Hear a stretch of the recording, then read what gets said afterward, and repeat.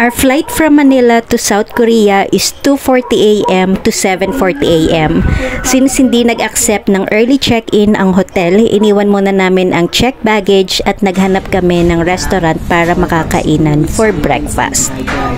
May ino-order kami sa menu pero sabi nung nag-assist sa amin na maanghang siya. So tinuro na lang din namin yung kinakain sa kabilang table and yun yung in-order namin.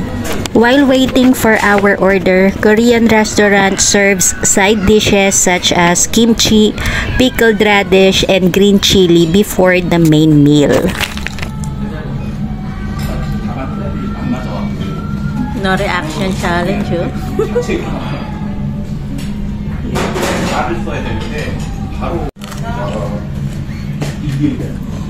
Pero may lasang pagkasili. Dumating na yung order namin na ginaya lang namin sa kabilang table. Ito pala yung famous Korean hangover stew. It was served sizzling hot, made with pork ribs or bones.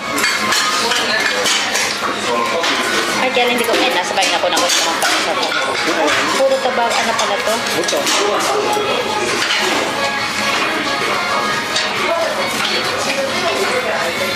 Bakbo. Ayaw nga pala.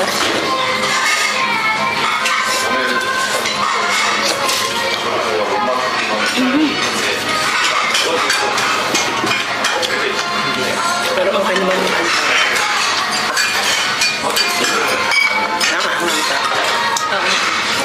parang kimchi na sinigang.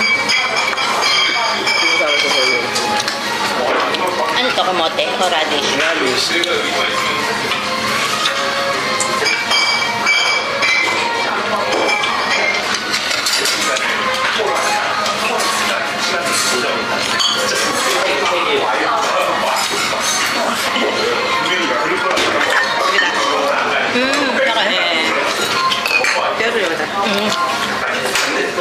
Dito daw.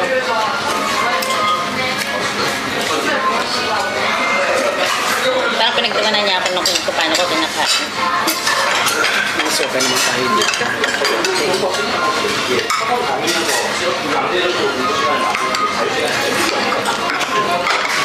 Thank you. This one for here? Ayan, kulit. Ah, okay. At pero malambot naman siya na rin siya. Ha? Malambot naman. Para dito talaga. Gusto natin ito. Nung nakita niya ako kumakain, sabi niya, haha. Sabi niya, haha. Ang lasa. Pero masarap siya, para kasi siyang sinigang ang labas dito. Masarap nga. Yung parang jumbo.